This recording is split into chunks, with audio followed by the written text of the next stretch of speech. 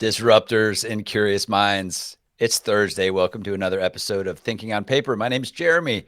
I'm a founder of something called Write to Know You. I like to write. I like to think and process what the heck is going on in the world. I don't know why I do it, but I like to do it. With me, as always, is talented writer, lore developer, and Web3 dude for hire, Mark Fielding. And every week, we talk to founders who are creating the next version of the world that we will experience as humans. Mark, tell everyone about this book club, this little banner they see on the bottom of this. Tell them what we do with our book club. The book club, our favourite tech, is the oldest tech of all, Jeremy. Books, where would we be without them? Yeah, every week we get deep and learn together about... We found that reading together helps us learn together. We understand the concepts in a more deeper way. We look at things from a different angle, and that's why we do the book club. And I've got to say, I'm excited about today's show, Jeremy. Anyway, moving on, because everyone's always talking about what the internet's going to look like, what it's going to feel like. I want to know what it's going to sound like. What's the internet of the future going to sound like, Jeremy? That's a great question, and that's really why we're here to unpack it. We've got an awesome guest and a great friend and collaborator. I've known this guy for over 10 years and been working with him in various capacities. So yeah, let's get right into it. We want to make sure we thank our sponsor, Ripple, WRIPPLE. Ripple is marketing's on-demand talent platform. They actually stack teams. So last week we talked with Toa Dunn about gaming and music, and the ability to stack interdisciplinary teams. Sometimes as a company, as an entrepreneur, you need to flex out into kind of an on-demand group of people that can help you execute a task. And these guys have 3,000 vetted solopreneurs and specialists in their craft that can be quickly assembled and pointed to anything that you're trying to do. So check them out, WRIPPLE.com. So today we are talking about, what's that, Mark? Come on, let's go. I want to know what the internet's going to sound like. Yes, absolutely. So today we have a special guest, Jason Shannon. He is a nexus thinker like me, even though he may not label himself that, but he is quite the interdisciplinary guy. He's been this great intersection of tech and music for a really long time. He's a brilliant composer and collaborator of mine on anything music and audio related. He also has a rich history in technology. He ran wireless labs for large companies. He designed fiber optic networks for cities. He built virtual venues and tested long-range real-time music collaboration tools. He's done a lot, but he's here with us today, and we're going to figure out what the future of the internet is going to sound like. His company, ECHODROME, specializes in high-quality music production, scoring, immersive audio, spatial audio. Brilliant studio in Grant Park in Atlanta. Without further ado, I want to bring on my good friend, collaborator, and talented guy all around, Jason Shannon. Jason, what is happening, my guy? Mark, Jeremy, good to see you guys. Good to see you. Nice Glad you're here, man. So as Mark said, everyone's talking about, hey, this, whether it's Web3, whether it's blockchain, whether it's XR, whether whatever technology it is, people are talking about this whole new version of the internet that is being built now, and everyone talks about what it's going to be like visually, and what graphics cards are doing and all of that. But like, to me, and I'm a little biased because I'm a music and audio guy, but there's science to this, that sound hits our brain quicker than visual imagery, right? So, and it does a lot of things to orient us in environments, but it also does a lot of stuff emotionally to connect us to those environments. So that's where we want to dig in. But before we go there, tell us about this, how this intersection started to emerge, just quickly to set the tone for this, between technologist, composer, and technical sound designer. Like, how did you start to see the connections between these two worlds? Oh, well, for me, technology and music and audio, those things have always been intertwined. And I think it's just, at a young age, I had a really cool machine called the Commodore 64 that none of the young kids on here are going to know what that this. But the Commodore 64 on board had There's no young kids here. We're all boomers. Okay, good. That's great. Then you'll all know what I'm talking about. So the Commodore 64 had an onboard. It was a fully functioning synthesizer. Had a synthesizer called the SID 6581 inside of it, and I started playing with that when I was 8 years old. And you could do, it was a sampler, and it had oscillators, and it was a synthesizer, and you could do sequencing. And so computing that, at a young age, that was my start at both start at the same time, music and computing tech, and they've just always been intertwined. I don't know how to separate those. That's kind of cool, man, because you don't need to separate them now. Now they're valuable together. So two projects that you've worked on over the last decade involve music and technology specific to what we want to talk about in the future. What's the internet going to sound like, this new version? So one is this capability that you started investigating and finally ended up testing very successfully with some really high-end partners in how to collaborate musically over long distance without significant delay. So tell us about a little bit about that project and kind of root us in some of the tech there. Yeah. So it's always been an interest of mine to figure out how musicians can play music over the internet. And that's a really complicated problem. And if you just bear with me for a second, here's the kind of thought experiment that starts this. If you take two musicians and you put them in the same room and they're facing each other, two instrumentalists, let's say they're 5 feet apart, and you ask them to play, they'll play in sync and they won't have any issues. Then you start separating them. Let's say you go to 10 feet, then 15 feet, then 20 feet, then 25. There's a question of how far can they be apart before they're no longer in sync. The music starts to fall apart. And generally that's about 40 to 50 feet. And the reason is sound travels at 1 foot per millisecond. So when you get to about 50 feet, that's about a 50 millisecond delay. So even if they're in the same room, it sort of sets the stage for what the problem is that significant delay, which you get over the internet, makes playing music in real time very, very difficult. So this is something I've been working on for about 10 years. I'm still working on it. Still something that I'm really interested in. But we've had some successful tests with specialized hardware and configured network where musicians have actually been able to play in real time over the internet. And hopefully, as hardware gets better, as networks get better, it will be more achievable for the average consumer to do it at home, or the average musician, I would say, with a standards based PC to be able to do it. Like me going back to lockdown, which obviously would have accelerated a lot of this. I remember Metallica were doing some recording during lockdown. I think Foo Fighters did a lot of the rock bands were playing together. I did it myself with my guitar and my friends in England. And it was very difficult there was always delay. We'd tried to do it like there is now.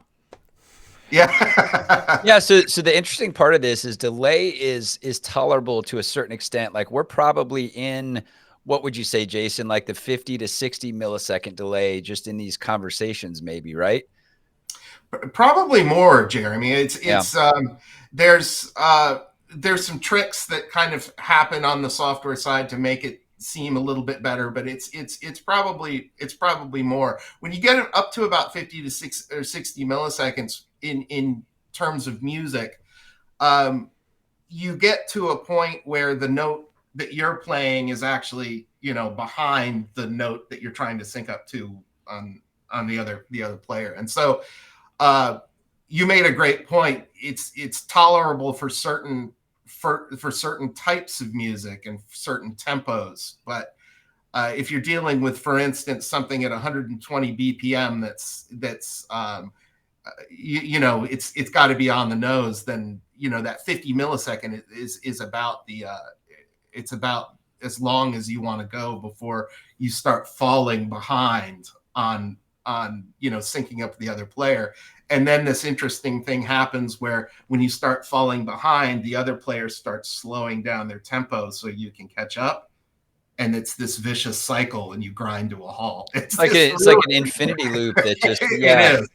Yeah, exactly what it is. So the interesting part about this, guys, and you know, we're trying to set the stage for this. You know, what does the internet sound like? The two things that are important about this conversation to me is collaboration and coordination, right? Because music is usually done with a group of people coordinating and collaborating, but it's also an audience collaborating. They're listening, right? You know, and this new invention of the internet proposes, you know, what Mark and I end up tagging TM.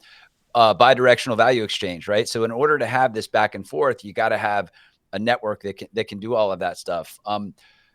Going into the second question, Jason, for those listening, Jason's a pretty humble guy, but these tests that he did were with organizations like Georgia Tech, the Atlanta Youth Symphony Orchestra, and New World Symphony, which is one of the most tech-forward symphony groups in the world. So this guy has done it with some of the best, and has gotten good data to inform this next piece of the puzzle. So we got the collaboration down. Let's talk about the digital experience, right? So you built something, I don't know, 5 or 6 years ago that you ended up calling Centaurus Theater. And this was pre-pandemic.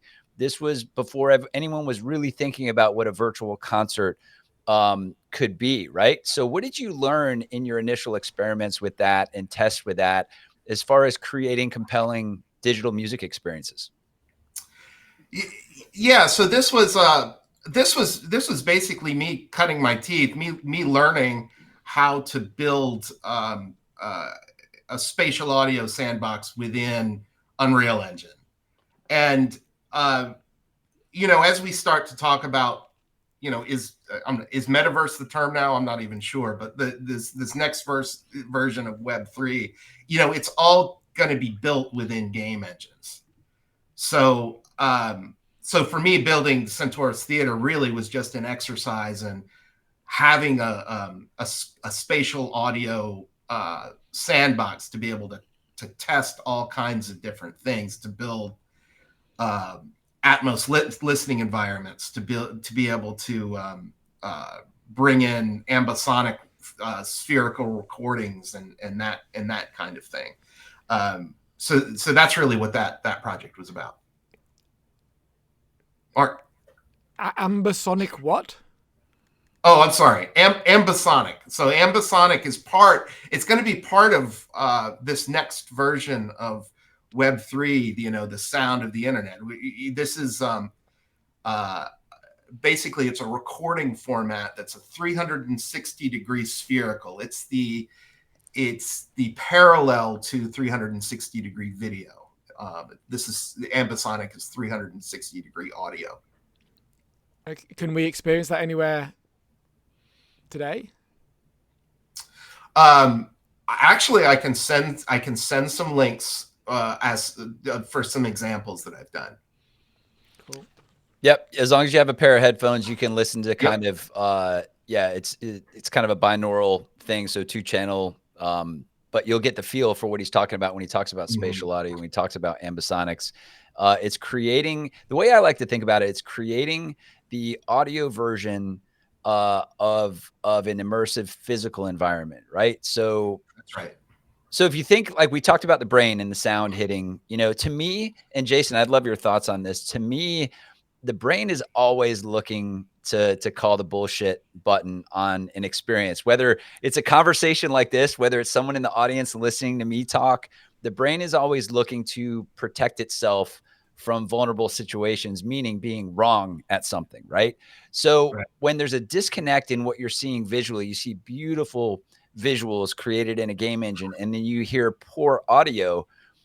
Don't you feel like you're going to bounce yourself from that experience anyway? Like, what are your thoughts on that disconnect, Jason? Yeah, well, it's, you know, it's actually one of the things that can give you headaches and motion sickness is if the the audio or the sonic characteristics to a VR experience, for example, aren't aligned. So a good example, let me back up a second. There's a few things in VR that are kind of known to make people sick or give motion sickness. One of which is, if you've ever gone through a sort of reality-like experience in VR, and the player or the pawn height isn't set to your physical height. So you're either much taller in VR or much shorter. That's something that can make you sick in VR. So another example is if you go into a space or a room and there is a reverb applied to the room in audio that's either much larger or much smaller than the size of the space you're in VR. So there's a mismatch. And so what happens is your intuition, your auditory intuition, which is one of the most advanced senses that we have, it does exactly what you said, Jeremy. It calls BS, and some bad things can happen. You can get dizzy. You can, or even if you don't get sick or dizzy, your brain will just tell you, no, this isn't right. This experience is wrong. It doesn't feel good. So to nerd out on that just a little bit more, my numbers might be slightly off, but these are approximations. So all of this sensory information that hits your brain, there's a coordination mechanism in our biology that basically takes all of these senses and packages them together and projects an image of what we see in the world. That's visual, that's touch, that's audio, that's all of this stuff. And there's actually a built-in 80 millisecond delay in what we see and react to as happening. So what's literally happening is your brain is sensing a mismatch and going, wait, something's wrong in this environment. So I don't know if that signal triggers hey, you're starting to not feel so good to kind of save yourself. But it's really interesting to think about that the coordination of these is that intricate, and like a really good experience has all of them locked in, because we want to be pulled in. We want to be in more immersive experiences, right? That's right. And your sense of hearing, your auditory sense is, evolutionary. It's the newest. It's the newest and most advanced that humans have. And so the last of the senses to evolve. That's right. Hearing in air is the last to evolve. But as a human, it's one of the first that you start to refine in the womb as well. So that's why we all were taught to like talk to our pregnant wife's bellies and play music and all of that stuff, right? But back on the plains, when we were evolving and escaping saber-toothed tigers and trying to, in fact, hearing would have become the predominant survival mechanism, because your eyesight's no good on the plains. It's dark half the time, and the other half the time the enemy is camouflaged. Your hearing has to become. I'm almost surprised our hearing is so bad in the animal kingdom. I guess we have these to make up for the difference. Well, there are limitations to our hearing. Again, super nerd attack here, but like we can't hear. The human hearing range is 20 hertz to 20,000 hertz, right, Jason? Roughly. That's right. We've got a fairly. I mean, compared to some other animals, we've got a fairly narrow range, but at the same time, we've got an amazing sense of triangulation and location. I mean, we do all of that intuitively without without really knowing how it's even processed. There's still so much about auditory sense that we don't even understand. That triangulation you just mentioned, so you're in immersive experiences, immersive games, virtual concerts, that triangulation of where the sound is coming from, has that been solved, or is that part of what you're trying to research and achieve? Is that part of the amber sound? No, that's part of if we start talking about Web3 and the metaverse and what things will sound like. It's really just an evolution of what you experience in game audio today. So it's you have an environment and you have object-based audio, where any object in the environment is moving around. It's got audio attached to it, and it's got metadata, and it's moving around in space. So there's a renderer. It's called a binaural renderer that basically delivers your right and left headphone, your right and left signal, with slight variations in timing and phase, and basically delivers those signals that you need to be able to triangulate the same way you do in the real world.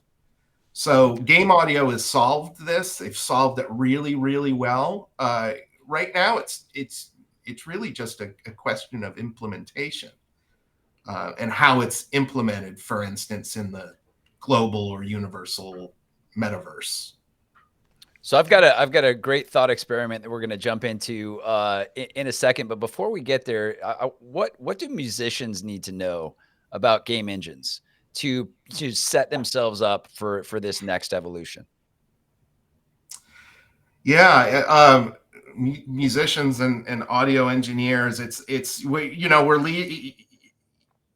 expanding out of the world of stereo, and that's just what's happening. So I mean, it's really exciting, the kind of whole binaural rendering thing, because it gives musicians and audio engineers just so much more to work with. All these different formats, whether it's like MPEG-H or Atmos or just generally object-based audio within game engines. Game engines aren't just for games anymore. They're for film and television production, and you can build immersive podcasts within game engines. It's really fascinating. So the interesting piece. That's right. Could you expand on that just a moment? Yeah, well, you can use a game engine and object-based audio to build a scene the same way you would build a scene in the real world. Say you're in a kitchen and you want to design the sound of standing in the kitchen. Well, you can build a kitchen in Unreal Engine. You can place objects that have sounds, and you can move them around, and you can turn on faucets, and you can turn on the tea kettle, for instance. So Unreal Engine is actually or game engines in general, I should say, are a really awesome platform to be able to build these kind of scenes for this next generation of audio experience. Yeah, when you think about the stereo, so stereo, you've got left and right, and there's great things you can do with stereo too, and effects, right? So you have effects like reverb that allows you not to have just left and right. You have a little bit of depth in front, a little bit of depth in back, and then delay. You can use the same to kind of create this space with only two channels. But now you have this capability to automate these little objects into actually the experience. It can be triggered by what someone does in the game too, right, Jason? Like to build these micro journeys. That's right. All right, on to the big question, guys. This is what we're doing. So here's our thought experiment. We've started doing these in a few previous episodes. All right, Jason.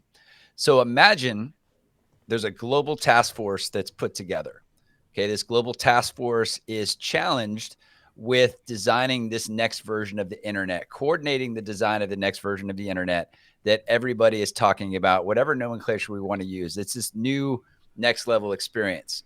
You get a phone call from the committee and they say, Jason, we want you to come on board as the chief audio architect to help us design the most meaningful framework as possible. I know it's a big question. Let's take the next little bit of the show and think about how you would tackle that, and what would be the first steps that you would consider and some of the actions that you would take. Oh, that's Fun. I think the first step would be asking what my compensation package was, because that's a big, Fair that's enough. no, three pats on the back and a couple of shout outs on Twitter is what we're looking at. Yep. Well, this is that's a fascinating question. So, I don't think what we want is for it to sound, have the sound of, Mark Zuckerberg whispering, things in your ear to sell you. Are you sure about that? His voice. So if we Quest.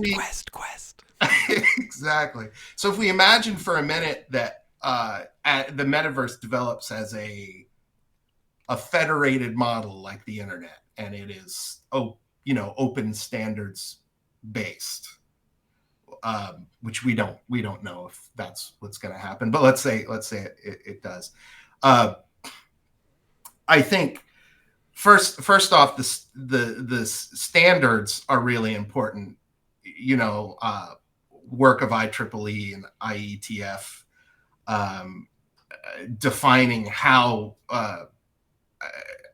it's built, guidelines, different file formats and that kind of thing, I think are really important. But essentially the metaverse will be built within a game engine. So it's you're utilizing an audio system that's really, really advanced. The audio system within a game engine is really built to be able to physically model the real world. And so it responds to head movements with head tracking. If you're the observer, objects move around in space. They attenuate as they go further away.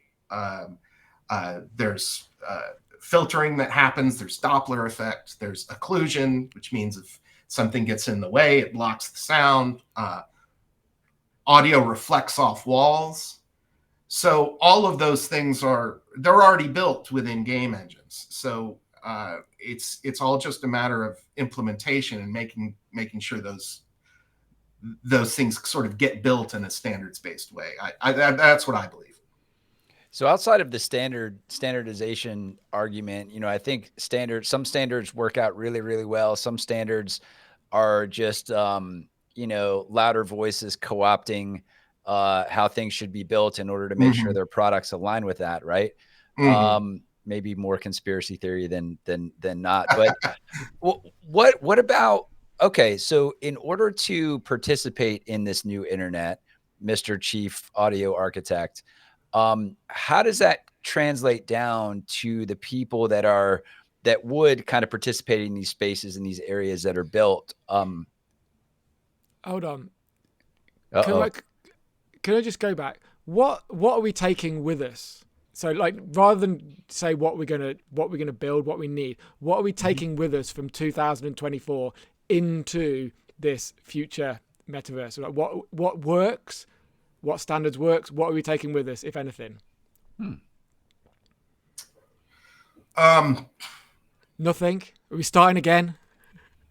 No, I don't think. Like I mentioned, I think this is really just an evolution. We're building off of what 35 plus years of game engine development that's there. It's technically there now. Within a game engine, you can build a Dolby Atmos system. You can build a surround system. You can build, objects, players that move around in space. So that's all there, and that's what you're taking with you. This is what you're building in the next metaverse. It's advanced game engine audio. P.S. Disruptors and Curious Minds. This is a disclaimer that we don't know all the answers. We're merely meandering through the messy middle. Hopefully you're enjoying it. No, yeah. How about like haptics and sound? So just so everyone who's listening, Jeremy and Jason are both experts and musicians. And so I'm coming at this from the layman side. So haptics and music, what's happening within that is because obviously, especially in gaming, but also music's vibration. Music, you feel music actually in you. If you go to a concert, you can That's feel the subwoofers, you can feel the bass, you can feel the floor vibrating. There's a distinct correlation between that. Is what's happening on that front at the moment, and how are we going to think about that in this future internet? That's a really interesting thought too. Well, haptics are a part of game engines, so you can program in triggers and sensors and haptics just the same way as you're going to be able to trigger audio cues. So what that looks like, that's a really good thing to think about. But it would, haptics will be there to some extent, whether it's the suit that you wear, or something. There's been a lot of like suits in development for a long time, being tested, especially for like blind people being able to experience music and concerts and that sort of thing. So like the low end frequencies that can resonate in a suit can make you feel like you're in the music, right? And that's kind of what here's an interesting point, and it's a discussion, Jason, you and I have had over the years, is like, so as we're thinking about building this, this new internet, how do you think about taking a drop of the magic that we see in a live physical concert when we're all together? Like, say Mark's like, hey, come on, let's go watch this band. I've been a fan of them for years. Let's go see. I'm going to host you guys. So it's this big moment.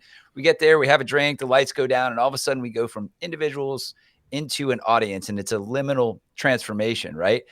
How do you think about extracting just a drop of that magic as we start to move forward into, not digital will never replace in real life concerts, but like, could it extend it, and how could it?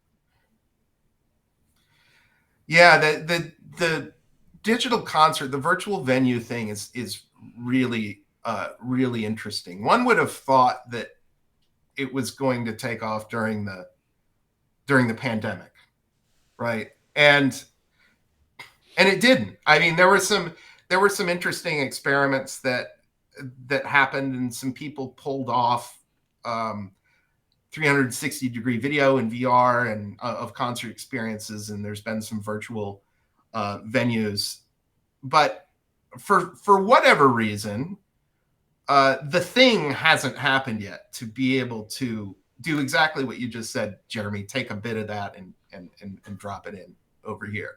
I think it will happen, but it hasn't happened yet, right? I mean, do you agree? Do you agree with that? We're still. It feels like we're right on the verge of figuring that out. We're on the precipice of figuring out. Yeah, like the biggest immersive concerts during COVID and after are like the Travis thingy in Fortnite. Travis Scott. Scott. Yeah. And pilots, or whatever, 52 pilots, or whatever they're called. Show like my 21, 52. Obviously limited by tech. I think that the pandemic was a seeding ground, but if the pandemic happened, if we get another pandemic, then the tech will be there perhaps to take it further. But I agree with Jeremy. I'd never say never, but it'll be a long time before a virtual concert replaces the real life concert. But we can definitely make it better. Right. Yeah. Well, it's brains are pushing the BS button, right, on the stuff that's out there, and it's all iteration, right? Like the best things don't happen overnight, and like, oh, we're in this thing, now we're in that thing. We see this gradual convergence of this because the technology is there. The network capability is there. It's, I think on the user side, we're starting to see that happen. But like, Apple's Vision Pro, is kind of another step in getting people comfortable in this environment, especially augmented versus like virtual, right? What would you say? Right. What would you say the leading indicators are, Jason, that we're moving in the right, or moving in a direction of more adoption? Well, headset sales have been increasing, and then Apple released the product. I mean, those are all huge steps. I think, just back to the virtual concert thing for a second. I think I think most people still classify concerts and going to shows as this is something that specifically it's an in real life experience that I use to get away from my desk and get away from my screen. And that's still, I think, in the public conscious, that's where that lives. And, I think we're, there's this general sort of rejection of a lot of big tech going on because of, privacy issues and, mental health issues around social media and all of those things that are happening. So there's a certain amount of trust, maybe is the right way to put it, that isn't there to inspire the general public to go spend a lot of time in a headset in shows. And maybe that's because, Meta is the main one pushing it. Maybe once some other smaller shops start being able to offer this kind of thing, maybe that'll change the game a bit. So here we're talking about having headwear at a physical concert to augment that, not sitting at home with your spatial computing headset on and it being immersed in a show. Because talking of BS, I've seen a few videos of people walking around wearing Vision Pros in the street in restaurants, and like literally my BS detector cannot ring anymore. It's like, I know. Is this? And so perhaps I don't see headwear at concerts being a viable thing, especially at the moment with the size of them. Or am I wrong? Well, you want to get. We all spend so much time in front of a screen. People want to get away from that. I think is the issue, and you've got to make the experience one in which people feel like they're getting away from tech. They're going to be with other people. They're going to be with other humans. I think that's the trick. Well, here's my brain going. So the last time I went to a concert, I saw like 5,000 people watching their concert through the lens of their video camera on their phone, right? I mean, how many phones do you see up anyway, so I don't know. That's just something that kind of hit me that, while we want to get away from tech, it's really hard to get away from tech. No, you're right. Yeah, that's a great point to think about. Or be like Bob Dylan, who I believe, and don't quote me on this, he bans mobile phones at his concerts. So if you have to leave them at the door in a bag with your name on, and then Bob Dylan does his stuff, and then at the end you get your phone back. Which, well, what Jason does at his shows, he just issues denial of service attacks and breaks all the phones, and then they have to listen. No, candidly, for clarity, he does not do that. But he should. I'm taking this. I'm thinking about all of this right now. Well, we have some great comments in the chat. Andrew Dietz, thanks for chiming in. We'll definitely look into the person that you mentioned as far as on the sound front being on ahead of things. And as far as the book club goes, thinkingonpaper.xyz, you can join it right there and keep going. So Jason, as we think about, we all experience music in different ways, but largely we like to experience it as a group, whether we're performing together or whether we're watching something together.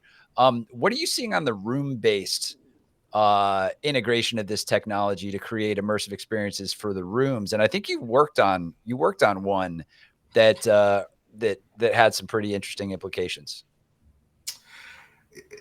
Yeah, well, there's a lot of really interesting venues that are starting to pop up. I mean, we've all heard about the Sphere. I mean, that's mind blowing.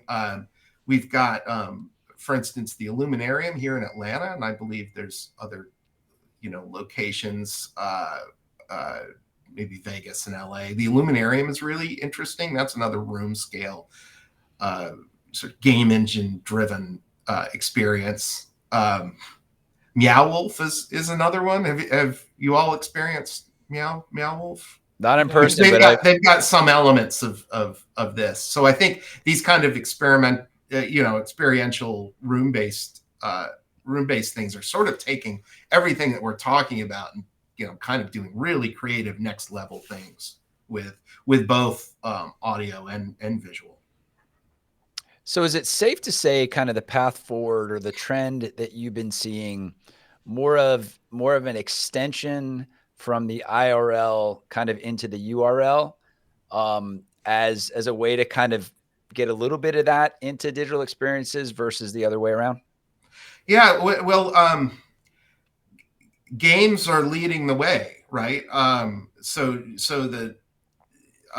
many of the AAA games right now that are coming out, especially in the past let's say 3-4 years, they're doing all of the things that we're talking about. They're integrating all of the spatial audio, binaural rendering, ambisonics, object-based audio. I mean, all of them. So I'm looking. If I really want to experience like some really cool next generation audio, it's a lot of times that's the best place to go is to look at some of these games. Well, Mark, we'd be remiss if we didn't take a brand angle approach to this. So Jason, you've worked with brands over the years, as have I, and audio tends to be a bit of an afterthought, kind of a last little cram it in there kind of thing. With where we're headed with this new invention, new version of the internet, quote unquote, whatever you want to tag it. Talk to the brands about why audio is going to be important and what they should consider when they're building their experiences. Oh man, well, it's the shortcut to memory and emotion, right? It's audio and music is the thing that triggers that dopamine synthesis in the brain. So it does that. It does that like nothing else. It's really the perfect tool for a brand to be able to connect with audience. More brands hijacking our dopamine levels is just what we need. That's right. Give them more tools. You said it, not me. Give them more tools so that they can buy this. Do you want to put Mr. Shannon in the hot seat, Mark? Do you have any finisher questions? Any hot buttons for him?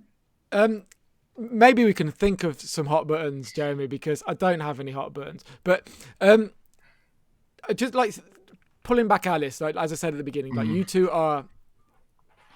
This is your lifeblood. You work and you think and you play music, and this is what you're building. And I don't do that, so I'm looking at this from outside, and I see maybe 3 different worlds where this is the future of sound is being explored. So I'm cancelling the one about augmented concerts. I grew up in grunge pits. I want to mosh. A concert is a visceral, human, physical shit show, and I don't want augmented graphics on it.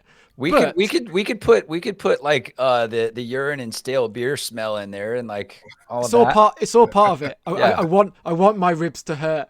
But the sitting at home as a 44-year-old parent, the idea of using virtual environments, virtual concerts with whatever headset it will be, to not relive the concerts of my youth, but to experience new musical experiences from the comfort of my own home with my cup of tea and my slippers, not late at night with 20 pints. So that's something I'm very interested in seeing how that develops. And obviously the gaming aspects of it, as I get more into that, I'm very interested to see how that goes into this immersive sound. One question for you: what are the risks? Are there any risks of immersing ourselves in these sound pits where we cut off the sound from outside? Is there any psychological, philosophical, human challenges or risks there? Well, I know this subject is talked a lot about in terms of augmented reality, both in the visual, you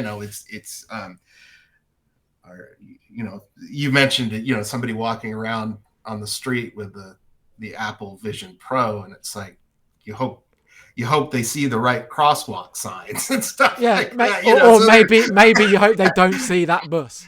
I don't know. So I think there are questions, there are questions like that. I think for a lot of what we're talking about, I think, the immersive audio is generally going to be something that really adds to an experience if you're at home, a music experience or an entertainment experience, across the board. There are some concerns, not as much safety related, but just about spatializing stereo recordings. If you take an Atmos mix of, the Beatles White Album, are you messing it up? Since Atmos, sort of automatically renders a lot of this at the consumer device. So are you changing that, original material?